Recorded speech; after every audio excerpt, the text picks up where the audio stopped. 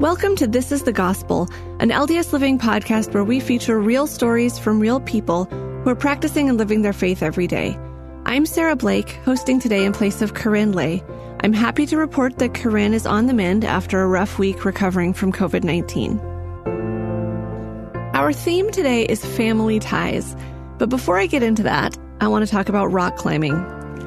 I am not a cool rock climber, but I have seen some movies.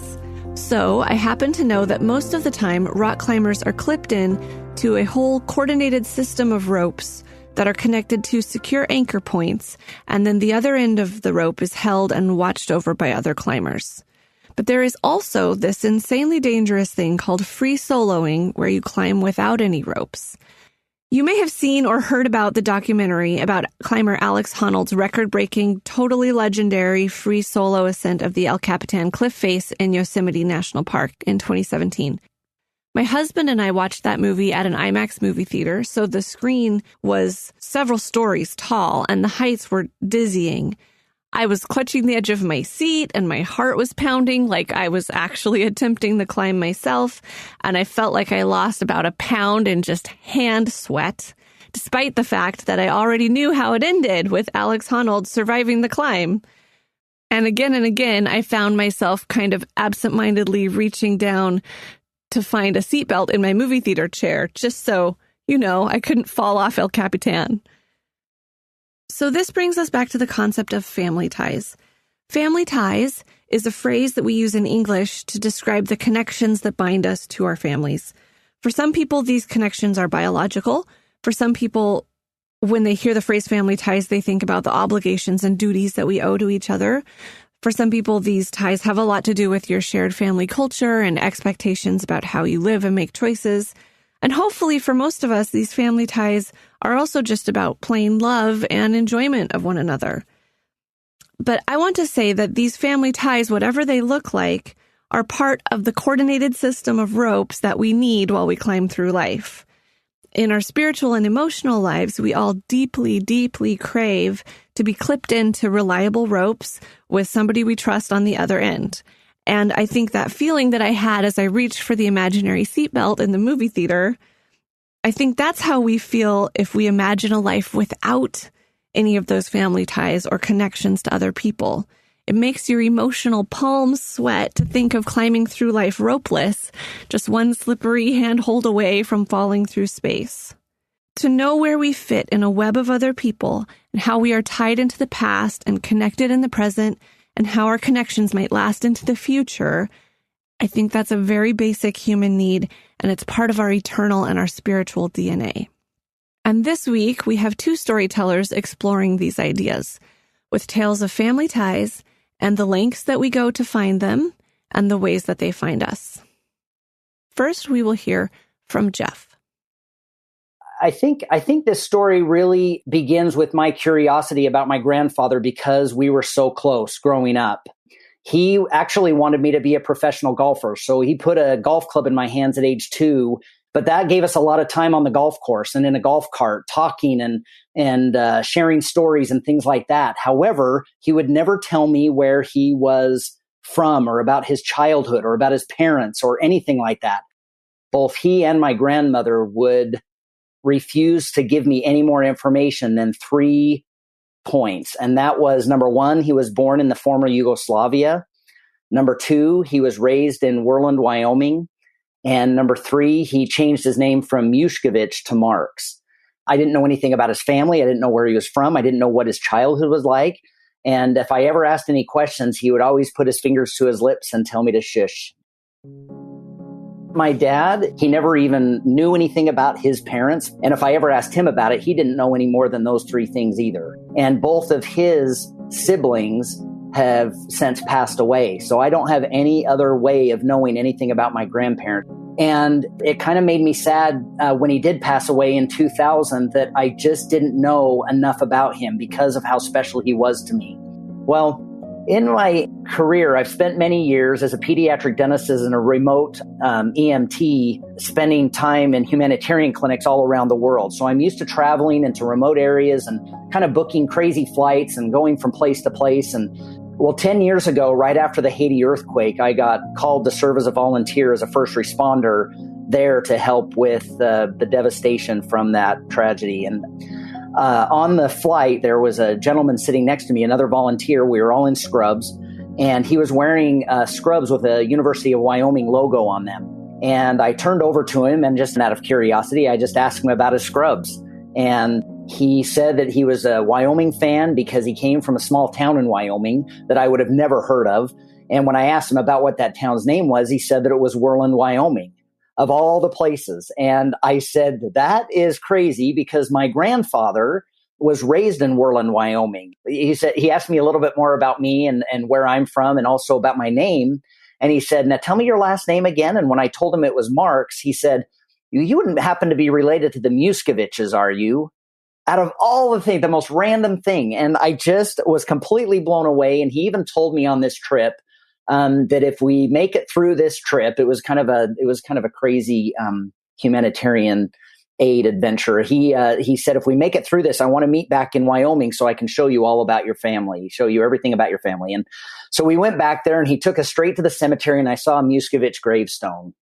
I saw the two gravestones of my great-grandparents. So these are the parents of my grandpa, George. So my great-grandfather, Joseph, who died in 1951, and my great-grandmother, Maliva, who died in 1983. And this, I was fairly emotional about this because, again, not knowing anything about my family, seeing the gravestones where my ancestors were buried was very special to me. And I had never done anything with family history work, genealogy, anything my entire life. This sparked kind of this spirit inside me, not only of curiosity, but of really something deeper, something kind of more organic of who I am and where I come from. And finding my own identity through my grandfather was kind of a fun adventure at this point. I came home and spoke to our family history consultant to have her direct me to a 1920 census. And I saw my great-grandfather's name on there, my great-grandfather Joe and his family on this census coming from the former Yugoslavia in a country called Montenegro. So again, now I have dates, I have names of family members, I even have a country in the former Yugoslavia, which is again, nothing that I ever had before. I was then told that if I was going to find out any more information, she even tried to do some research for me and couldn't find anything else, that I was going to really need a death certificate for my great-grandpa Joe. So I sent a fax over to the Department of Vital Statistics in the state of Wyoming to try to request my great-grandfather's death certificate. And after sending that fax at work, I went and saw a patient that day. And that patient's name, the mom's name, I see kids. And so the mom's name was Maria Danlovich.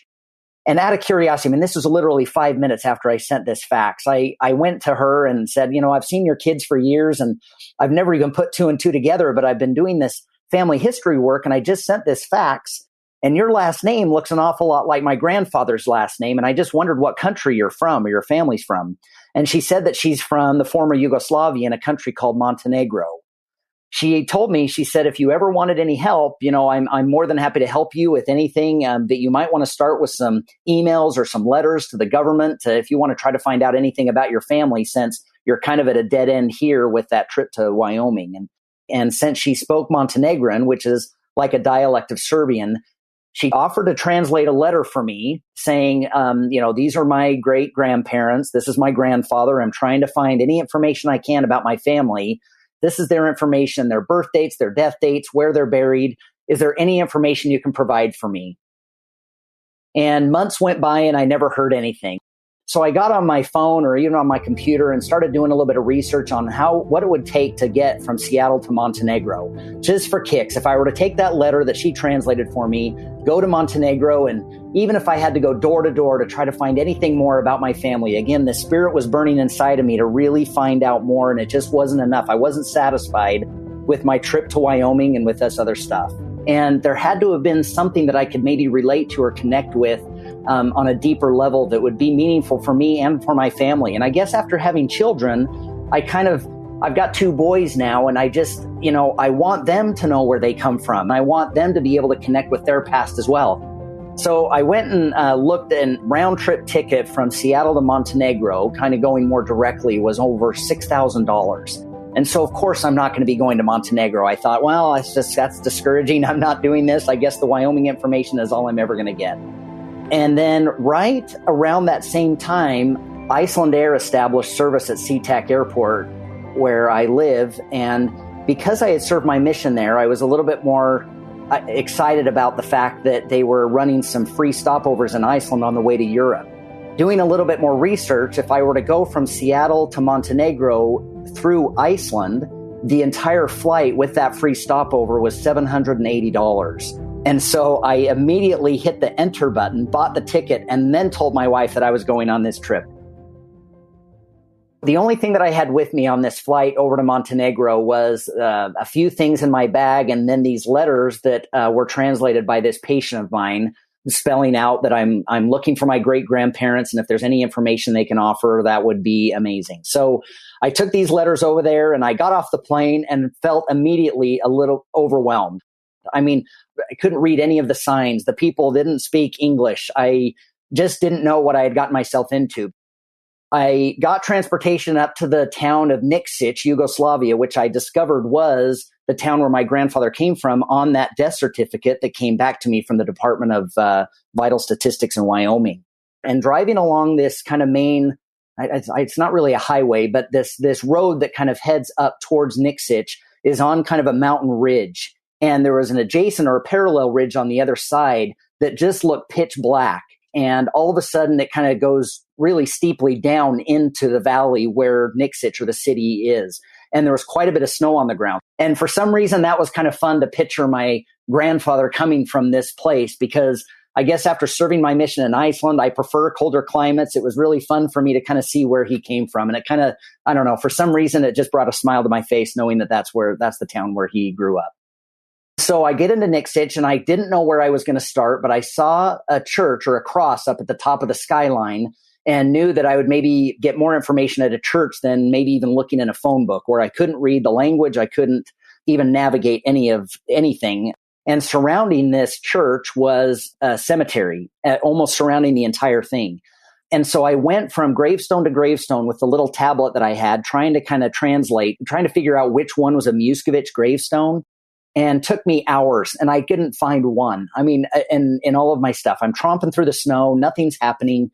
I was a little bit discouraged until I walked around the front of the cemetery, past the church, to a funeral home, which I assumed was a funeral home. There was flowers out front and a nice little lady that was just standing out in front.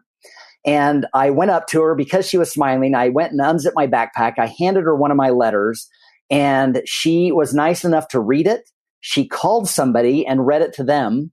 And then she went inside, and I could hear some beeping sounds, almost like a fax machine. And then she brought it back out and handed it back to me and blew me a kiss. And that was day one.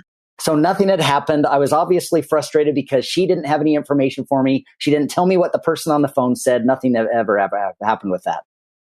The next day, I started going around to maybe the government offices in Podgorica, in the capital city. I thought, well, what if I just went to some of the kind of the more government offices in the bigger buildings there, just to see if there's somebody that could point me in the right direction.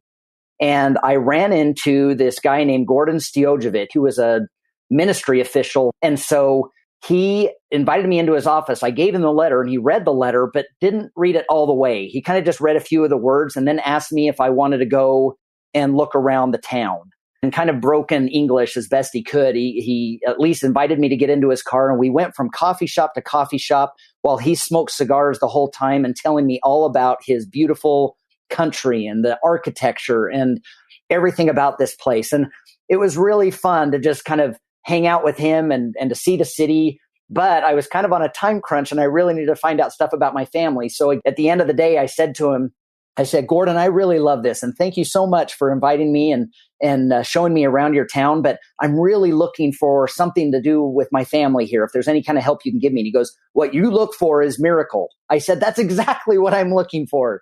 And he said, in quote, the Serbian Orthodox monastery of Ostrog is the most frequently visited pilgrimage site in the Balkans.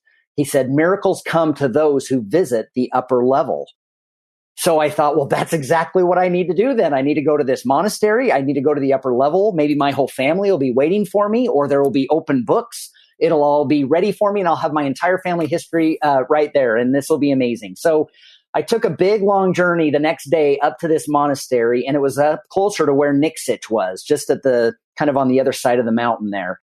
And driving up this road was crazy. If you Google this monastery, it's one of the most, beautiful monasteries you've ever seen. But the road that goes up to it is this crazy long, windy road that takes quite a bit of time to get there. There's no railings on the side. The road is cut through the mountain, like through tunnels. And it's quite a journey. And so I finally get up to the top of this road and get to the monastery. And again, it was almost breathtaking the way that it's carved out of the mountain. It's painted white, but it literally is carved out of the mountain really high up on this cliff. Again, people come from all over the Balkans to worship their patron saints here. And I was very impressed, almost from I know when we see our temples, we have that same kind of feeling of awe and beauty. And that's what this felt like to me. And so I went up there. I knew that I had to get to the highest point of this middle tower, and there wasn't anything there other than there was a candelabra and a couple of photos of Christ on the wall. And that was it. And I thought, well, that was not exactly what I was looking for here. But looking out the window from this perch, I prayed. And I prayed hard to see if maybe this miracle could really come, that I could find something out about my family. And after about an hour or so, it just didn't happen. Nobody came in. Nobody talked to me. I didn't see anybody. I didn't see anything else that would indicate anything about my family. So once again, discouraged, I went down and got in the car and went to a little coffee shop kind of at the base of the main windy road there in a town called Povia. And I went into this coffee shop, and from the coffee shop, there were 3 roads that kind of branched out from this coffee shop. One that went up to the Ostrog Monastery, one that went back down to the capital city of Podgorica, from whence I came. And then there was another road that went around the back and kind of up, just randomly up the mountain. And it was kind of more of a dirt road, a smaller road, and there was obviously nothing up there. But for some reason, I decided to go ahead and travel that road. So I drove around the backside of this coffee shop and started going up this dirt road, not knowing where it was going to go. And then it branched off. It went a little bit, it was kind of more of a main road, and then even a smaller dirt road off to the left. And of course, I went off to the left. So I started driving up this smaller dirt road until I run into a guy just standing there in the middle of the road. And he looked, ironically, a little bit like me. He was a little bit bigger guy. He didn't have any hair on his head. He was wearing a big, puffy blue parka. And but there was nothing around. There was no car, no bicycle, no motorcycle. I don't know how he even got there. There was no homes, no telephone wires. It just looked a little strange having him just standing out there in the middle of the road. And I did the exact same thing that I did with the lady at the funeral home. I got out of the car. I smiled at him. I handed him a letter, and he read it and did the exact same thing. He turned and grabbed the phone out of his pocket and started calling somebody and reading the letter to them. Halfway through the letter, he points to the letter and says, Mushkovich? And then he pointed to me and said, Mushkovich? And I started jumping up and down saying, Mushkovich, pointing to myself, thinking that maybe this is it. He understood Mushkovich and maybe he knows something about this. And so he pointed for me to get in my car and to follow him. And he started running up this dirt path. So I drive up to the alongside of him and point into the passenger side, kind of saying, hey, would you like a ride? And he shook his head and kept on waving for me to follow him. And so I go up this dirt road. He finally tells me to stop and then to go up even a smaller little path. I mean, this is literally like a little hiking trail up through the brush, and to follow him up into here. Now, this sounds a little creepy, right? I'm up in the middle of Montenegro, and this guy's having me go up into this little trail, up into the bushes, and who knows what's going to happen here. But he just didn't seem like a scary guy. I mean, for crying out loud, he had a good-looking haircut. I could trust him. So I get out of the car and follow him up this path, and he points to an old house. And I mean, I don't even know if you could call it a house, because all it really was rocks and a couple of little partial walls, almost really broken down and dilapidated. So he pointed to it and said, Mushkovich. And then he pointed to another house on the other side of the trail and said, Mushkovich, and kept pointing to both of these houses saying, Mushkovich, Mushkovich, Mushkovich. And he almost started kind of hitting his head a little bit and smiling, kind of just frustrated that I couldn't understand what he was saying. But he was clearly telling me that these 2 houses had something to do with the last name or the name of Mushkovich. So we got done with that. He didn't want to keep the letter. He handed it back to me, and so I drove off, and that was the next day. And so that was all that I had come up with. I now just have 2 photos of these 2 houses, and obviously not a lot of other information. I get done with this day and I go again through government offices and finally run into the president of the Historical Society in Montenegro. So I thought, okay, this guy's got to have something for me, right? I mean, this guy knows the history of Montenegro. He maybe knows the history of that area and maybe can tell me a little bit about my grandpa and his family. So his name was Branko Banjevic. And so I go into his office and his secretary was there as well. And then a young girl. She spoke like better English than anybody in the whole country put together thus far. So she told me that she was home from school that day and meeting her mom at work, who was the secretary of this Branko Banjevic. So I thought I'd go through her since they didn't speak any English. And she was amazing to just say to them that I was looking for my family, and they read the letter. And then I showed this Branko my phone where it had the two photos of these two houses. And he went over and grabbed a book out of a bookshelf and brought it over to me and said to me that all Muscovich descendants in the world come from two brothers in the late 1600s, and remnants of their homes still stand on the Kunak mountainside in the town or above the town of Povia. And this just completely blew me away. So I assumed that the Kunak mountainside was that road that I had gone up behind the coffee shop where I was. And that all Muscovich descendants, including me and my grandfather, came from one of those two houses where these two brothers lived. And I can't even explain what this felt like. I was grateful. More than anything, I was very grateful at that moment that he knew something about the Muscoviches and that I came from one of those two houses. I was also curious because I have one brother and I also have two boys. And so there was just that connection. There was the two brothers, and I was one of two brothers, and my kids are two brothers. And I don't know, for some reason, this was just it almost felt like a family reunion. I almost wanted to hug this guy, and but that would have been awkward for him. But I was so excited about all of this and just knowing that maybe I was on the right path here. And so after meeting with Branko, the president of the Historical Society, I finally heard back from my patient that had translated the letter for me, saying that she had a contact who could maybe help me since he was a UN translator in Montenegro. And he met me in that same building where I was going from door to door trying to find government officials.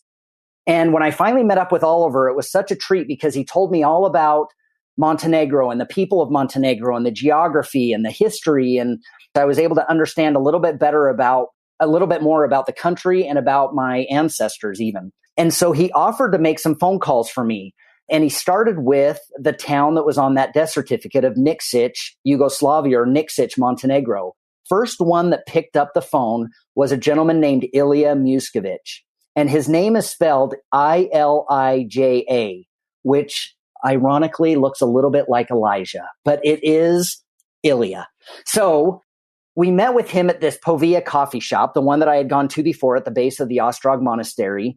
Ilija asked if he could question me about a few things about my childhood and about my upbringing. And it was good that we had Oliver there, the UN translator, because Ilija spoke zero English at all. Like he couldn't even say hello. But it really was a fun meeting. And Ilija asked me questions that I just was a little surprised to answer. He said he would ask me things like my upbringing and my brother, my parents, their birth dates. What I did for a career and what my education was in, what classes I took in college and in my graduate training. I mean, really to an incredible amount of detail.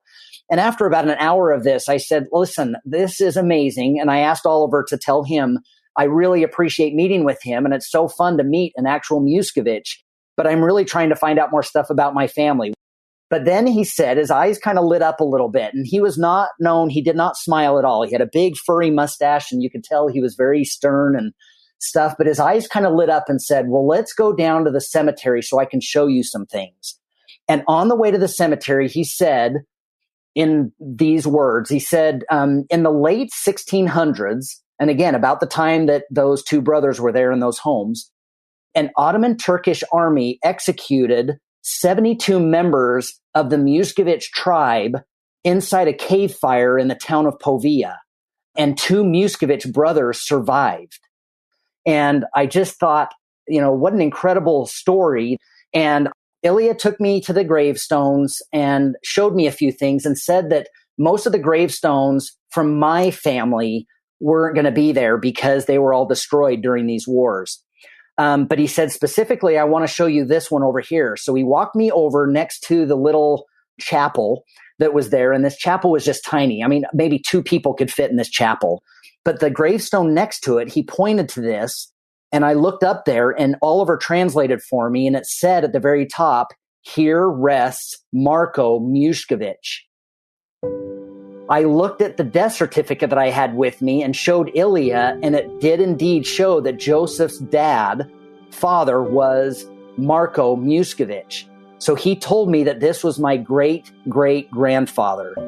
This was really amazing for me to see this because, obviously not having any other information besides this, he had passed away in 1912 and was buried in this spot. And to see this was very special for me, and to even feel that the DNA inside this cemetery or inside this grave was the same DNA that runs through my blood. And that was special for me to kind of be able to connect with my great-great-grandfather in that way, knowing that my grandfather came from this line in this town. And I just felt something really special there.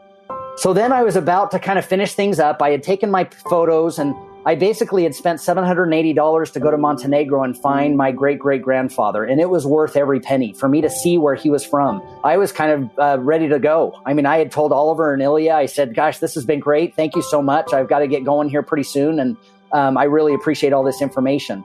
And then Ilya was writing some stuff down on a piece of paper, and Oliver said to me, he said, "Hey, Jeff, you might want to come over here and take a look at this." And I looked down at the piece of paper that Ilya was scribbling on, and it was a family tree, a handwritten family tree of over 1900 names. And it was a pretty large piece of paper. And I noticed on this family tree that there was one single track of names that went up and then branched off with 2 names, and then huge tree branches off of those 2 names. And what Ilya explained to me is that the 2 brothers that lived in those 2 homes are the 2 brothers that branch off into these 2 big trees. Ilya went on to tell me that he has been doing research on the Mushkevich family line for 47 years, and that he had put all of this information together on this family tree so that he can eventually publish a book about the Mushkevich family name and about all the Mushkevich ancestors from the 1200s all the way up until now. What was amazing to me is that he pointed out that one of the brothers was a farmer, one of them was a priest, and that I come from the farmer side of the line. My heart was exploding. I couldn't believe that I had found all of this information, my whole ancestry line from the 1200s all the way up until my great-grandfather Joseph. He then pointed out that there was a little squiggly line at the end of Joseph's line, and it was the only one on the entire page of 1900 names.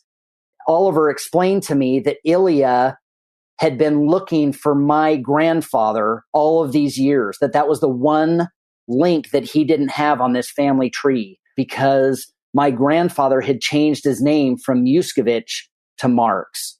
And that was the one name that he didn't have. And he couldn't complete his book until he knew what happened with Joseph's line.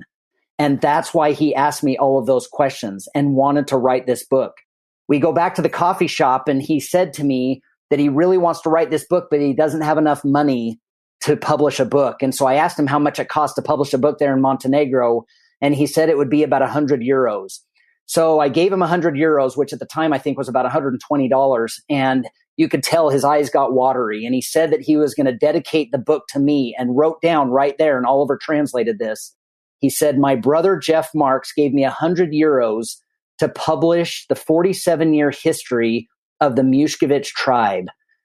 He came from America to find his family, and we finally found each other." And this is where it all came true for me, where I got to connect with him on a completely different level, and that he was looking for me as much as I was looking for him. He'd been doing this research for 47 years and was 86 years old at the time. So he wanted to give me these 1900 names so that I knew where I came from. And in Montenegro, he says that they don't hug, but he says that because we're brothers now, that we could hug at the end. And so we hugged, and now we're family. And that was really special. He started calling me his brother, no longer just my name. Because he says, and Oliver even told me that in their country, brother is a term of endearment. And I can only relate to this too because we're members of the church, but that they call each other brother or sister, even if they're an aunt or an uncle or a distant relative, because they feel a kinship with them and they share the same DNA. They share the same family stories, the same history. He felt like we're connected in a totally different way. And I was able to really understand him and he was able to understand me on a totally different level. But I think his looking for me for this many years, or at least for my grandfather, was very special to him because I came to him. You know, he would have never gone to America to find my family or to find George or his gravestone. But Oliver told me how emotional Ilya was about me connecting to him and now making this whole book happen and his whole story happen, and that he was just so grateful that we were able to connect. He wrote me another letter, an email, and I could tell it was done with Google Translate, but it said, please come back to our homeland very soon so that we can write the history of our brotherhood together. I have your book. My son Max and I went and traveled over to Montenegro to go pick up this book. We met with Ilya, and Ilya really sat down with Max and wanted to tell him about his family's legacy and the legacy of his last name. And not only handed him this beautiful hardbound family history book of not only the 1900 male names that were on the handwritten family tree that he had, but now we've got women and children in this book, and we're over 3,000 something names. And each one of the members of this family on this family tree have a paragraph inside this book, including me now, because that's why he asked me all those questions. He also gave Max another book that was just titled Muscovich, and it was hardbound as well, a little bit thinner. On the inside of this was a picture of the Ostrog Monastery. He told me that my family, specifically my family line, were the protectors of the Ostrog Monastery. And this monastery is famous, I mean, in especially in Eastern Orthodoxy. And so for him to say this was really amazing to me. And so he told me a little bit more about the Ostrog Monastery and how our family protected it. And most of our family members died protecting it through these, Turkish invasions all throughout the centuries. Also, he took Max and me down to the cemetery again, where a monument was erected, a Muscovich monument, talking about the people, the Muscoviches, that actually protected the Ostrog Monastery, and that is their legacy. And so he wanted to do a family picture down there. And so I've got this great shot of Ilya and Max and me singing at the base of this monument. And I still talk to Ilya. I'm constantly looking for a way to go back and be with him as my family now, because with George gone, he's my new brother.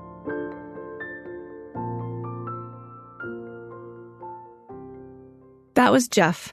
I hope Jeff doesn't mind if I share that one of the challenges we had in editing his story was that every single detail was important. I would think, we can cut this bit about the coffee shop, right? Just for time.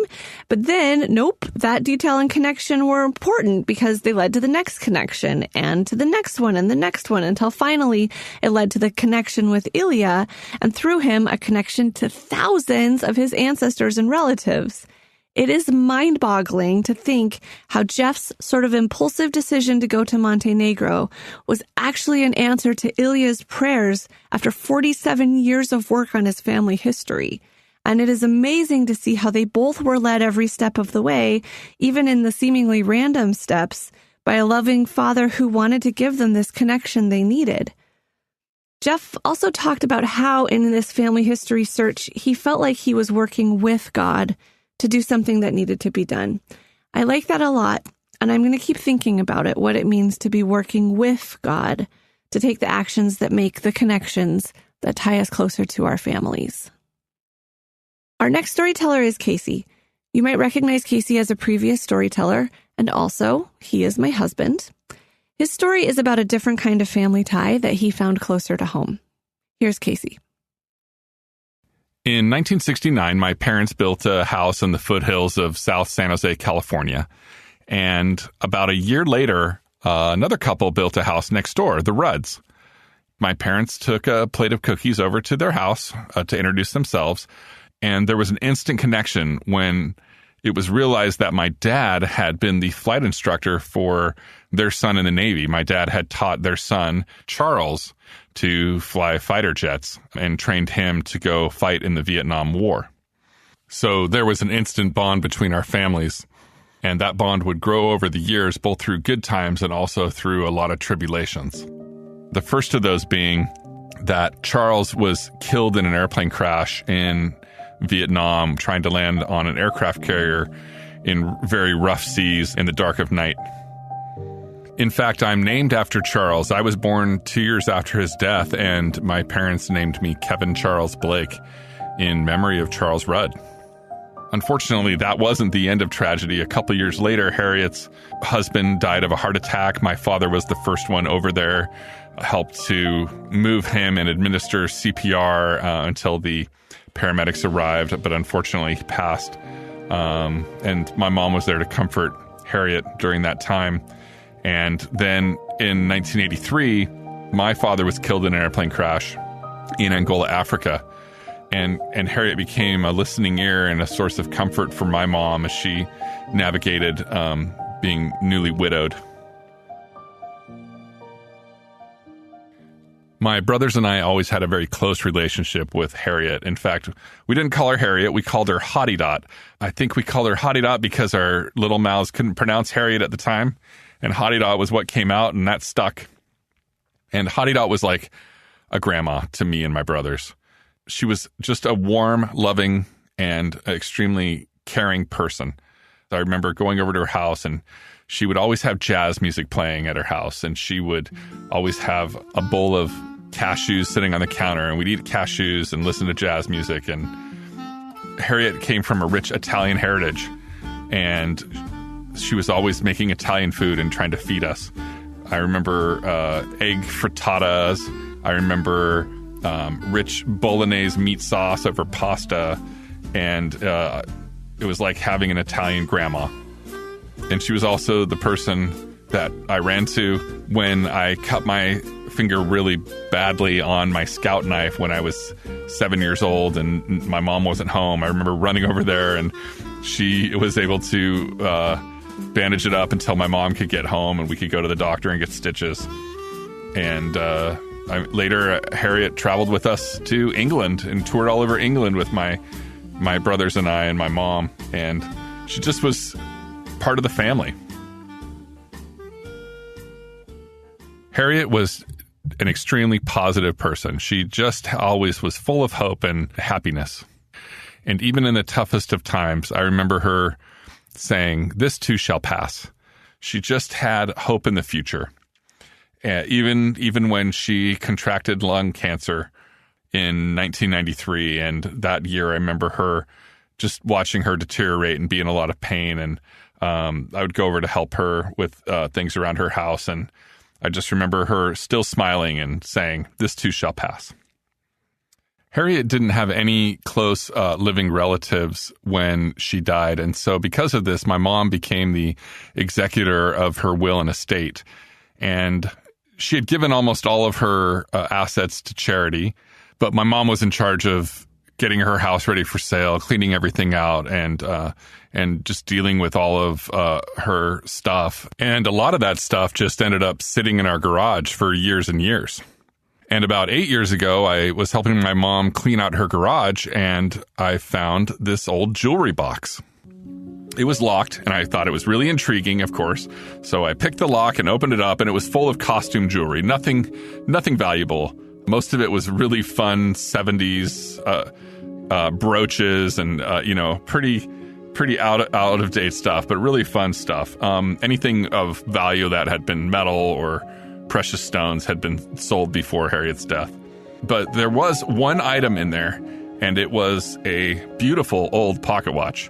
So I was able to do some research on the internet, and I found out that this pocket watch made in 1925 was worth a total of about $18 nowadays, which is a real shame when you think of all the craftsmanship and just the beauty of this piece. But because of that, we stuffed everything back in the box, and my mom said, "Why don't you take this and your kids can play with it someday?" So I took the box, and Several years later, my daughter became interested in the jewelry box and started pulling out the jewelry and playing with it. Over the years, that pocket watch came out dozens of times, and we would play with it, but nothing too interesting about it. And then one day, I was looking at it, and I realized that the back panel of the watch would pop open. And I'd never realized this before. And inside, you can see all the gears and inner workings, and it was beautiful. And then I realized that there was an engraving on the back of that. And it says, presented to H.A. Kavasa by the employees of Peninsula Drug, December 25th, 1925. Now, I don't think I'd ever heard the name Kavasa really before. If I had, I was younger. But I figured this must have been Harriet's father. So this was really intriguing. And so we started doing some family history research on H.A. Kavasa. And we were able to find out that it was Harry A. Kavasa, Harriet's father, and he immigrated from Bologna, Italy, around 1895. And he had gone to the University of California, Berkeley, and graduated from pharmacology school there. And in 1904, he started the first pharmacy in South San Francisco. And remember, this is right before the 1906 earthquake. So he would have been there during the earthquake and subsequent destruction of most of actual San Francisco. Now, South San Francisco is its own city, but I'm sure that that whole community was affected by that. And so that drugstore turned into a chain of drugstores called Peninsula Drug. And eventually he married a nurse, Lillian Hafers, who worked for the doctor with whom he shared a building with. And they had 3 daughters, the youngest of which was Harriet. And Harriet is named after her father, Harry. I'm sure that Harry was hoping he'd have a son and he could name that son Harry Jr., but he only had daughters, so he had to name one of them after him. And so that's where Harriet comes from. And Harriet had 2 children, Charles, and another daughter lost to sickness in childhood. And none of Harriet's sisters had children either. And so with the death of Harriet's sister, Marianne, in 2001, there was no other living member of this family line. Since discovering the inscription on the pocket watch, it really sparked our family's interest in family history. As we've done some of the work for Harriet and her family and learned more about them and thought about how our families have been interconnected through the years and now how our families will be connected through eternity because of this bond that we're forming by doing their work. It's really made me appreciate how important these relationships are, the relationships we have with our family members and those who we choose to make our family members. I know that part of who I am today is definitely because I had Harriet in my life and her example. And I love that God chose to create a small miracle by putting that pocket watch in our way so that we would rediscover that connection with Harriet and her family. I see it as a small miracle in my life to be a part of that.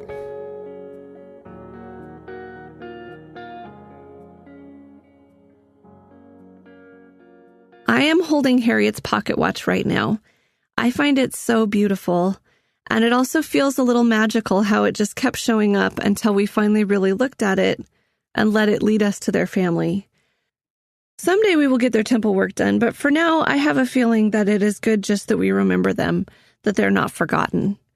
These were people who made connections that mattered all through their lives.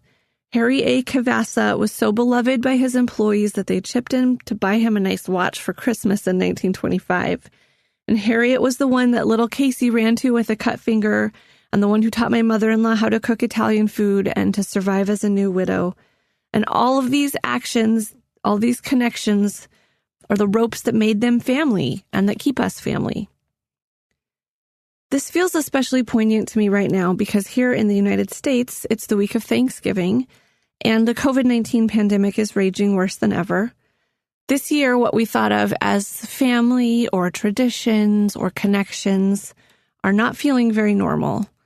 This year, your Thanksgiving dinner might be you eating alone and doing puzzles over Zoom. There are thousands of families with loved ones in the hospital who they can't visit or even speak to. So many people are showing love in the most counterintuitive ways this year. By canceling travel plans, as my sister just did, or by isolating in a bedroom, as my other sister has been doing for the past 2 weeks, or sleeping in the garage, as we hear of healthcare workers doing so their families won't get sick. And let us never forget the families this year who are coming to terms with a more permanent separation. President Dieter F. Uchtdorf has said, "Whatever problems your family is facing, whatever you must do to solve them, the beginning and the end of the solution is charity, the pure love of Christ. Without this love, even seemingly perfect families struggle. With it, even families with great challenges succeed." The tie that really binds our families and the rope that anchors and protects us no matter what our family looks like is this pure love of Christ, His pure love for us and His transformative ability to help us love one another. Christ's pure love is strong enough to transform our strange virtual gatherings into holy and happy places. And I know it is strong enough to turn strangers into family. And it is strong enough to envelop us in the arms of His comfort, even when we feel completely alone. When I visualize what a family tie looks like, for me it is a lot more than a shoelace or an apron string, or even more than a climbing rope. I personally find comfort envisioning a sturdy net made of the kind of crazy knots my little kids tie. Quadruple gazillion knotted into a tacky grandma's macrame hanging plant basket sort of thing. And I like to imagine that each of the little actions we take makes one more knot in that net, tying us all safely together so that no one has to free solo up these crazy cliffs of 2020. Whatever your holidays are looking like this year, I hope that you find ways to tie lots of messy little knots between you and all your people. Your biological family who's in the house with you, your church family in their separate homes, the colleagues on your screen in your Zoom call, your neighbors and friends and delivery guys and grocery store cashiers, and all the people who connect and hold us and give us a sense of place. This year, I think it's going to take all of our best creativity and positivity and just plain hard work to feel the connectedness that we crave. And I also think it's going to take a lot of help from our Savior. But I know that we can do it because ultimately, whatever our families on earth might look like, we are all children of our heavenly parents and part of their family. And being connected to others is what we were made for.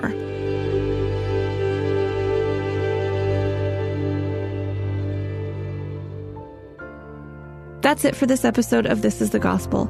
Thank you to our storytellers, Jeff and Casey. You can see Jeff's pictures with his son Max and his new brother Ilya at the Ostrog Monastery, and pictures of Harriet's pocket watch in our show notes at ldsliving.com/thisisthegospel. You can also get more good stuff by following us on Instagram or Facebook at thisisthegospel_podcast. All of the stories in this episode are true and accurate as affirmed by our storytellers. And of course, if you have a story to share about living the gospel of Jesus Christ, please call our pitch line and leave us a story pitch. The best pitches will be short and sweet and have a clear sense of the focus of your story. Call 515-519-6179 to leave us a message. Finally, if today's stories have touched you or made you think about your discipleship a little more deeply, please share that with us. You can leave a review of the podcast on Apple, Stitcher, or whatever platform you use. And if you can't figure out how to leave a review, we even have a little highlight on our Instagram page that can help show you how. Every review helps the podcast show up for more people who need this kind of light in their lives. This episode was produced by me, Sarah Blake, with story production and editing from Erica Free, Katie Lambert, and Casey Blake. It was scored, mixed, and mastered by Mix at 6 Studios. Our executive producer is Aaron Hallstrom. You can find past episodes of this podcast and other LDS Living podcasts at ldsliving.com/podcasts.